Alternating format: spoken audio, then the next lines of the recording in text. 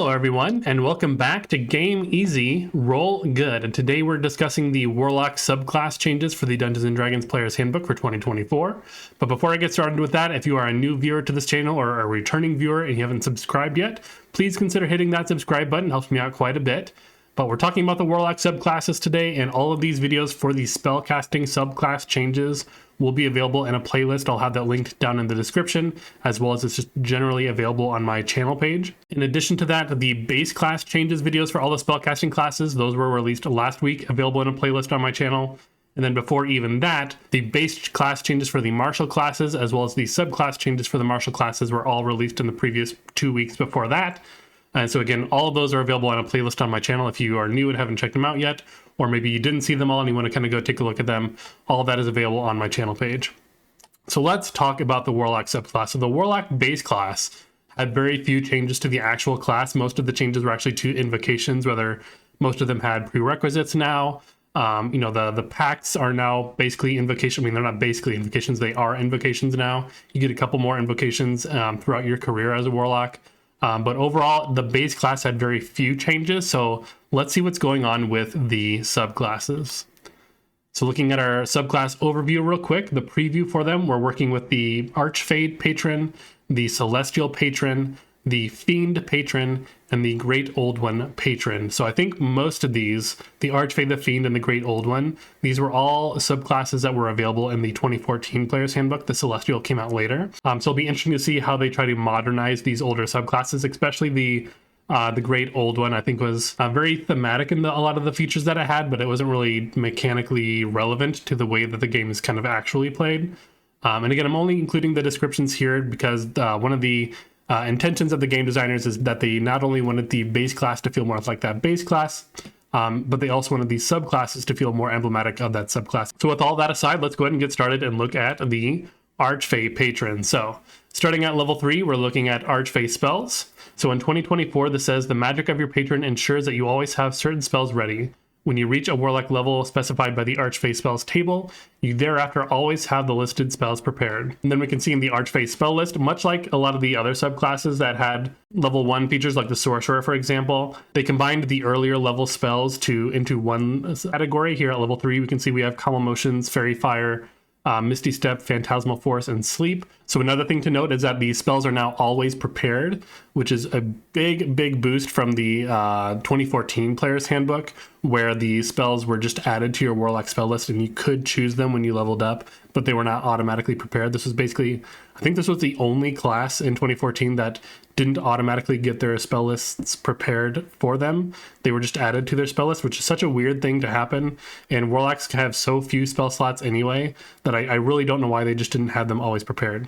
Spell lists are also now organized by the Warlock level instead of the spell level. And then Misty Step was just added here at level 3 when you first get the subclass. So that's really good too. And I think that a big part of that reason is because the Archfey is kind of built around Misty Step, as we'll see in a little bit. But they did add that to the spell list and it's always prepared. So just a really good spell that you always have access to. Additionally, at level 3, we have Steps of the Fae. In 2024, this says you can cast Misty Step without expending a spell slot a number of times equal to your Charisma modifier, minimum of once, and you regain all expended uses when you finish a long rest. In addition, whenever you cast that spell, you can choose one of the following additional effects. There's Refreshing Step. Immediately after you teleport, you or one creature you can see within 10 feet of yourself gains 1d10 temporary hit points. And then Taunting Step.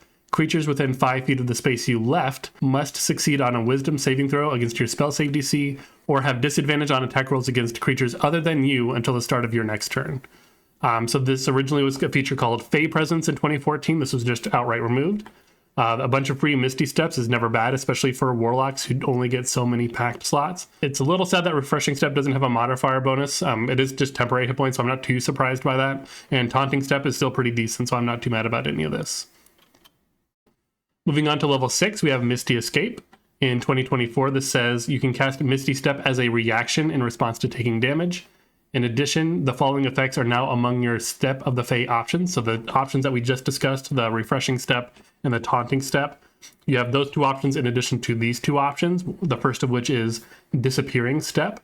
You have the Invisible condition until the start of your next turn or until immediately after you make an attack roll, deal damage, or cast a spell. And then Dreadful Step. Creatures within 5 feet of the space you left or the space you appear in, your choice, must succeed on a wisdom saving throw against your spell save DC or take 2d6 psychic damage. So this is a very similar feature because the old one basically just allows you to teleport 60 feet and turn invisible. But this is basically just now an extension of the Steps of the Fae feature. You can't teleport quite as far now because you're just using Misty Step, and Misty Step is a 30 feet teleport, whereas the 2014 version was a 60-foot teleport. But overall, this is a very similar feature, just has some additional options that you can add on to it as well. Moving on to level 10, we have Beguiling Defenses. So in 2024, this says you are immune to the charmed condition. In addition, immediately after a creature you can see hits with an attack roll, you can take a reaction to reduce the damage you take by half, rounded down, and you can force the attacker to make a wisdom saving throw against your spell save DC. On a failed save, the attacker takes psychic damage equal to the damage you take. Once you use this reaction, you can't use it again until you finish a long rest. Unless you spend a packed magic slot, no action required to restore your use of it. So again, this is kind of it's the same name as the old feature in 2014, and you're immune to charmed just like you were in 2014. However, this is just so functionally different, and it's so much easier to use now. But as a result of being easier to use, it now has limited uses. A save for half would have been nice. But overall, because this feature is just so much easier to use, because it's just after a creature you can see hits you with an attack roll, which is going to happen so much more often than a creature trying to charm you. You know, you kind of have to kind of give and take a little bit there. And then moving on to level 14, the capstone for the Archfey patron, we have Bewitching Magic. It says immediately after you cast an enchantment spell or an illusion spell using an action in a spell slot, you can cast Misty Step as part of the same action without expending a spell slot. So the whole Dark Delirium feature from 2014 was just completely removed and replaced with this specific capstone. It is not limited to Warlock spells specifically, so if any enchantment spell or illusion spell that you get either from multiclassing or spells from feats or other features that you have, this will work with this as well. And this is also basically allowing you to cast 2 spells in 1 turn, which is already very powerful. And then being able to cast 2 spells for the price of 1 is even better. And it's, again, especially as a Warlock, because, Misty Step is probably one of the most powerful escape tools within combat, at least, that a caster has. And the Archfey just gets so many of them for free. I'm a big fan of just like forced movement, being able to position enemies and allies around the battlefield, but also being able to position myself like this. I'm a big fan of things like this as well. So moving on to the Celestial Patrons. So at level 3, we can see that the bonus cantrips feature from 2014 has been removed, but specifically this feature is actually moved to the Celestial Spells feature, which we'll take a look at probably on the next slide. So we have the Celestial Spells. Again, much like the Archfey has a sort of a quote-unquote domain spell list, the Celestial Patron, of course, has their Celestial spell list. These spells are also just prepared. This is going to be the same for every Warlock subclass. They automatically have these spells prepared now. But if I was the DM and someone came to me with an older pre-2024 Warlock subclass and said, hey, can I just have these spells prepared all the time? I would say yes, just because that's how they're all working now. But looking at the Celestial spell list, we can see that Aid, Light, and Sacred Flame have all been rolled in from the 2014 bonus cantrips feature. So you have all these spells active for you now. And then Summon Celestial is replacing Flame Strike. And it seems like they're kind of doing that a lot with a lot of the classes and it seems to be having a lot to Flame Strike specifically. I don't know why, but they seem to be removing one of these higher level options and replacing it with a Summon. They've done that for a number of some classes just because it's kind of thematic, like we saw it with the Draconic Sorcerer. I think some of the Paladin and or Cleric subclass features had summons added as well to their spell list. So just kind of an interesting path that they're going in there. And then finally, also at level 3, we have Healing Light. In 2024, this says you have a pool of D6s to fuel this healing. The number of dice in the pool equals 1 plus your Warlock level. As a bonus action, you can heal yourself or one creature you can see within 60 feet of yourself, expending dice from the pool. The maximum number of dice you can expend at once equals your Charisma modifier, minimum of 1. Roll the dice you expend and restore a number of hit points equal to the roll's total. Your pool regains all expended dice when you finish a long rest. So the only real change here is that you can now use this on yourself, whereas previously this was just other creatures. Then moving on to level 6, we have Radiant Soul. In 2024, this says you have resistance to radiant damage. And then once per turn, when you cast a spell that deals radiant or fire damage, you can add your Charisma modifier to that spell's damage against one of the spell's targets. So notably, this can only occur once per turn. This is kind of effectively the same as it was in 2014. Basically what has changed here, they say once per turn instead of in 2014, they said you add your charisma modifier to 1 radiant or fire damage roll of that spell against one of its targets. I guess they're just kind of making that a little more clear, or putting it at the front of the sentence. I'm not quite sure why they made that change specifically. I don't know if there's any specific circumstances that they're trying to cover, but I think it's effectively the same. So moving on to level 10, we have Celestial Resilience. In 2024, this says you gain temporary hit points whenever you use your Magical Cunning feature or finish a short or long rest. These temporary hit points equal your Warlock level plus your Charisma modifier. Additionally, choose up to 5 creatures you can see when you gain the hit points. Those creatures gain temporary hit points equal to half your Warlock level plus your Charisma modifier. So the only real change here is that this is now also activated when you activate your Magical Cunning feature, which is that feature you get at level 2 as a Warlock that refreshes half of your packed slots rounded up. So basically you can just use this one more time per long rest. Then at level 14, we have Searing Vengeance. This is the capstone for the Celestial Patron. In 2024, it says when you or an ally within 60 feet of you is about to make a death saving throw, you can unleash radiant energy to save the creature. The creature regains hit points equal to half its hit point maximum and can end the prone condition on itself. Each creature of your choice that is within 30 feet of the creature takes radiant damage equal to 2d8 plus your Charisma modifier, and each has the blinded condition until the end of the current turn. Once you use this feature, you can't use it again until you finish a long rest. So the big change here is that it now extends to allies, and the damaging effect is centered on the ally if you use it on them. This has always been a pretty good feature. I mean, hopefully you're not often in this position, which is why I'm not too mad that it's only usable once per long rest. Also, the fact that it's just no saving throw on the blinded condition, like they just take damage and they're blinded and that's it. Everything's looking up here for the Celestial Patron. Moving on to the Fiend Patron, the opposite of that Celestial Patron. In 2024 at level 3, we start off with Darkwind's Blessing.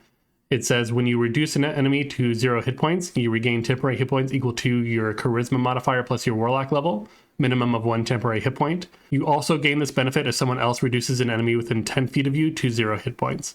The big changes here is that it now also triggers if an ally or someone else drops an enemy to 0 as long as they're within 10 feet of you. I would have liked maybe a little bit bigger range. This kind of feels like it wants you to be a Pact of the Blade Fiend Patron Warlock. And of course, if you drop an enemy to 0, that has no range on it. It's only if someone else drops an enemy to 0 that you kind of want them to be close to you so you can get those free temporary hit points. Moving on to the Fiend spell. So just like every other subclass for the Warlock, these are now always prepared when you gain the appropriate Warlock level for them. And of course, all the level 1 and 2 spells from 2014, that's the spell level, have been baked into the Warlock level 3 spells. We can see that Suggestion has replaced Blindness and Deafness, and then Gesh and Insect Plague replace Flame Strike and Hallow. So Suggestion is a pretty cool spell. It's very powerful in the right situation. Unfortunately, it doesn't upcast very well, or at all, technically. So it doesn't really work quite as well for the way that the Warlock is built with their packed slots. But then, yeah, of course, you have Gesh and Insect Plague replacing, again, Flame Strike is just, I don't know why they're removing Flame Strike from so many spell lists. But Hallow as well is a pretty powerful spell. I'm not too worried about either of these things being lost. I guess they have their own flavor, wins and fails here, but it's still a solid spell list, especially since you get Fireball at level 5 still. Moving on to the level 6 feature, we have Darkwind's Own Luck. In 2024, this says when you make an ability check or a saving throw, you can use this feature to add 1d10 to your roll. You can do this after seeing the roll, but before any of the roll's effects occur. You can use this feature a number of times equal to your Charisma modifier, minimum of once, but you can use it no more than once per roll. You regain all expended uses when you finish a long rest. So it now has a limited number of uses equal to your Charisma modifier. Whether this is better or worse than the 2014 version will depend on how many short rests you get, but it's likely probably neutral because previously you could use this once per short or long rest. So, you know, at a level 6, you maybe have like a +4 to your Charisma. So if you were getting a lot of short rests, in 2014, if you're getting more than 4 short rests or 3 short rests, whatever it was, per day, then technically you'd be getting a little more uses of it. The only thing that's really changing here is that you have the ability to use it more than once per short rest. Moving on to the level 10 feature for the Fiend Patron, we have Fiendish Resilience. It says choose one damage type other than Force. Whenever you finish a short or long rest, you have resistance to that damage type until you choose a different one with this feature.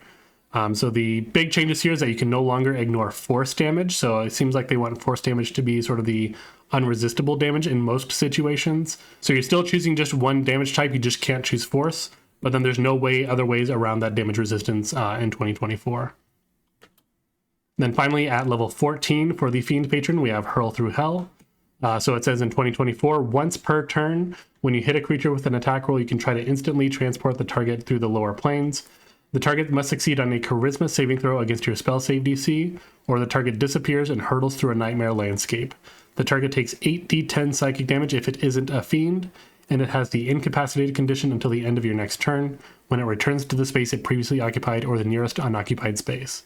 Once you use this feature, you can't use it again until you finish a long rest, unless you spend a packed magic slot, no action required to restore your use of it. So this can now be used once per turn because you can reuse it with a packed slot, whereas you couldn't reuse it that way before. This also now requires a saving throw in addition to hitting the target. The damage has changed from 8d10 down from 10d10, and also the target is incapacitated while it's going through the hellscape until the end of your next turn, whereas previously it did not have this effect at all. So I don't know what that really changed necessarily. I don't know if like there were situations where creatures were like plane shifting back to the fight on their turn instead of still being in that hellscape or something like that, but they are now incapacitated while they're going through that. So this is actually kind of nerfed, unfortunately, because again, all you had to do in 2014 is just hit with the attack, and it happened. Couldn't reuse it, I guess, is a thing, but the charisma save here, in addition to needing to hit the target, is a little unfortunate. I think I don't like when features double dip like that, where you have to hit first and then have something happen. You know, that's two chances for it to fail. And I guess they might have changed this because they don't want it used against like legendary creatures, because this would bypass legendary resistances, of course, because all you have to do is hit them and then you can just deal this 10d10 psychic damage. It's probably a positive change, although none of us like it as players, I think, right? Maybe, I don't know, maybe if any DMs have had this happen to them and maybe it's the worst thing that ever happened, but I liked the 2014 version a lot better, even if it's just once per long rest. All right, finally moving on to the Great Old One patron. So we're starting off at level 3 with Awakened Mind. In 2024, this says, as a bonus action, choose one creature you can see within 30 feet of yourself. You and the chosen creature can communicate telepathically with each other while the two of you are within a number of miles equal to your charisma modifier, minimum of 1 mile. To understand each other, you must mentally use a language the other knows. The telepathic connection lasts for a number of minutes equal to your Warlock level. It ends early if you use this feature to connect with a different creature. So the big changes here is that it now requires a bonus action to activate, and it can only be active with one creature at a time. It now has a range limit and a time limit, which is a little unfortunate. I don't know quite why they're being so restrictive with this. And it now also requires you to share a language, whereas previously the creature only needed to be able to understand a language. And again, the whole mile distances is a little strange because who's tracking how far away people are ever? Especially on that in terms of miles. But I guess that's what they did with this feature. At level 3 for the Great Old One spells, again, like every other Warlock spell class, these are all now permanently prepared once you reach the appropriate Warlock level. And then all the level 1 and 2 spells from the 2014 spell list are all wrapped into the Warlock level 3 spells on the 2024 spell list. We can see that Hunger of Hadar replaces Sending. Confusion and Summon Aberration replace Dominate Beast and Everard's Black Tentacles, and then Modify Memory replaces Dominate Person. So Hunger of Hadar replacing Sending, I think, is just a very positive change. I think Hunger of Hadar is kind of, I don't think it's underrated. I think the people who know about it properly rate it. I don't ever see it really talked about a whole lot, but it is an extraordinarily powerful spell just in terms of the fact that it has no saving throw against the blinded condition or the fact that you have difficult terrain while you're in there. I mean, even if they're immune to both acid and cold damage, just being able to blind someone within a certain radius and have them have difficult terrain. And then for Confusion and Summon Aberration, you know, I guess they're probably more usable than Dominate Beast. Confusion can be pretty good. Summon, you know, they're adding a lot of summons to all these spell lists, so I'm not surprised to see Summon Aberration here, especially on the Gulak. And then Modify Memory is a very powerful spell. Is that better or worse than Dominate Person? It kind of really depends. You know, in combat, you probably want Dominate Person, but out of combat, Modify Memory can be very powerful in the right situation. But overall, still a pretty strong list. And then also at level 3, we have Psychic Spells. This is a brand new feature for the Great Old One Warlock, or the Gulak as we call them. So in 2024, it says when you cast a Warlock spell that deals damage, you can change its damage type to Psychic. In addition, when you cast a Warlock spell that is an enchantment or illusion, you can do so without verbal or somatic components. So being able to bypass the vast majority of resistances with psychic damage is always good. Spells cast without verbal or somatic components, and of course can't be countered, although counterspell is much different now than it was. Notable Warlock enchantment spells include Bane, Hideous Laughter, Crown of Madness, Hold Person, Suggestion, Psychic Lance, Hold Monster, Synaptic Static, Modify Memory, Power Word Pain, Befuddlement, Dominate Monster, Power Word Stun, Power Word Kill, and Psychic Scream. So basically, again, all of these spells are things that you can cast without verbal or somatic components, which means that they can't tell that you are casting them, especially if they don't have a material component. And then notable Warlock illusion spells is Invisibility, Mirror Image, Shadow Blade, Fear, Hypnotic Pattern, Major Image, Hallucinatory Terrain, Mislead, Mental Prison, and Weird. So again, this isn't really adding more damage necessarily. Again, being able to change the damage type of a spell to psychic damage might add more damage in certain encounters where you're running into resistances. And then again, the ability to cast certain spells without a verbal or somatic component not only has power in combat by avoiding counter spells and things like that, but it can also be very used in like social encounters or if you're trying to cast a spell without someone noticing it. Moving on to the level 6 feature, we have Clairvoyant Combatant. In 2024, this is replacing a feature called Entropic Ward. It says when you form a telepathic bond with a creature using your awakened mind, you can force that creature to make a wisdom saving throw against your spell save DC. On a failed save, the creature has disadvantage on attack rolls against you, and you have advantage on attack rolls against that creature for the duration of the bond. Once you use this feature, you can't use it again until you finish a short or long rest. Unless you expend a Pact Magic spell slot, no action required to restore your use of it. So this is potentially just a very strong feature, assuming that the creature fails it.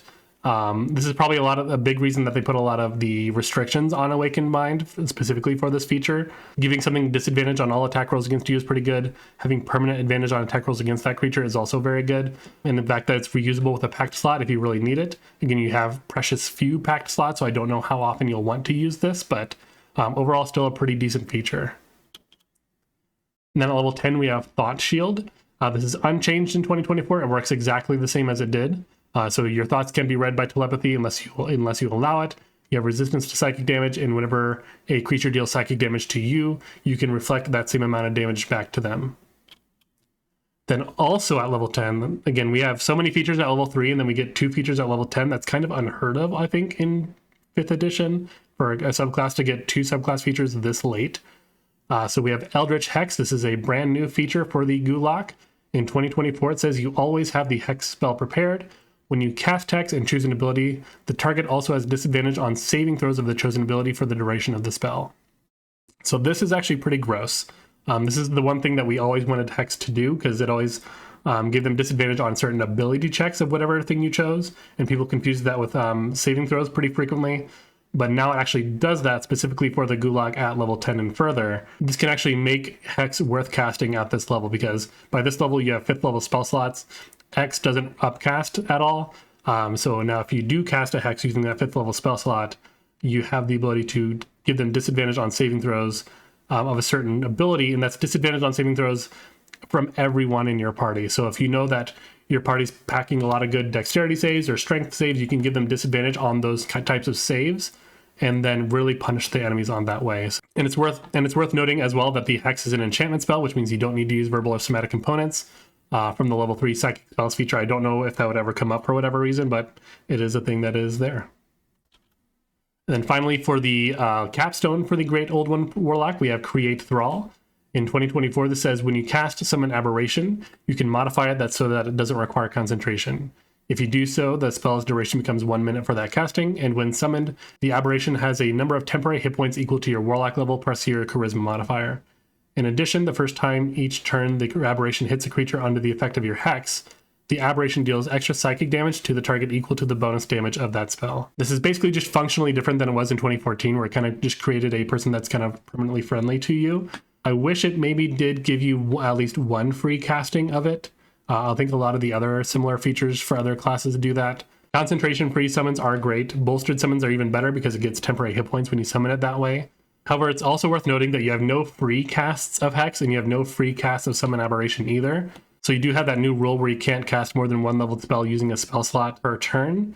So having to summon both the Summon Aberration and use Hex is kind of an expensive task, as it's kind of 2 rounds of setup. Again, there's a lot of give and take here, but overall this is a pretty good feature. So moving on to the overview for the subclasses here, which one do I think is the most improved? I think I'd have to give that to the Great Old One patron again. The great old one in 2014 was so just like thematically cool, but it mechanically didn't really have a whole lot going for it. But they really just kind of dumped a bunch of stuff onto the great old one patron, and it's now just a functionally more usable subclass. And as far as warlocks go, although I'm already playing a pseudo warlock right now, so I probably won't play one again for at least a little while, depending on how that goes with our group. Of the warlock subclasses, I think I might be most interested in this one specifically. If we're going to look at the most nerfed Warlock subclass, I think that does have to go to the Fiend patron, of course. Pearl Through Hell requiring a saving throw now, even if it's reusable. That's just going to make it that much harder to use. It's such a a big fall from grace as it was in 2014, which is, I guess, appropriate for the Fiend patron. And then finally, we're going to look at the most hyped subclass. I think I'd probably have to give that to the Archfey. Like the Archfey, I mean, it didn't have as much stuff necessarily added to it the way that the Great Old One Warlock did. But it is very thematic. It does have a lot of ways to use Misty Step for free now, both with the level 3 feature as well as with the capstone. So just in terms of being fun and having slipping around and kind of moving around the battlefield in certain ways, I think there are a lot of people can have a lot of fun with that if you're playing a high level Archfey for sure. So let me know what your favorite Warlock subclass is in 2024 down in those comments. I would imagine that the Archfey and the Gulag are probably the ones that most people are excited about, but if you are like one of the other ones, let me know exactly why, or if there's something kind of cool interactions that I missed with some of the other features. I'd definitely be interested in knowing. So while you're going down to those comments, please hit that like button. And again, if you haven't subscribed to this channel here, but you like what you saw and you want to see more, please consider hitting that subscribe button. Again, all the other spellcasting subclass changes are available in the playlist. All other base class and subclass changes for all the other martial and spellcasting videos are all available already on a playlist on my channel if you haven't seen those yet. I think we're going to move on to the wizard next. That is the final subclass changes, the final subclass video, the final class overview video for the 2024 Player's Handbook. I'm so excited to almost be done. So I appreciate your guys' time, and I'll see you in that next one.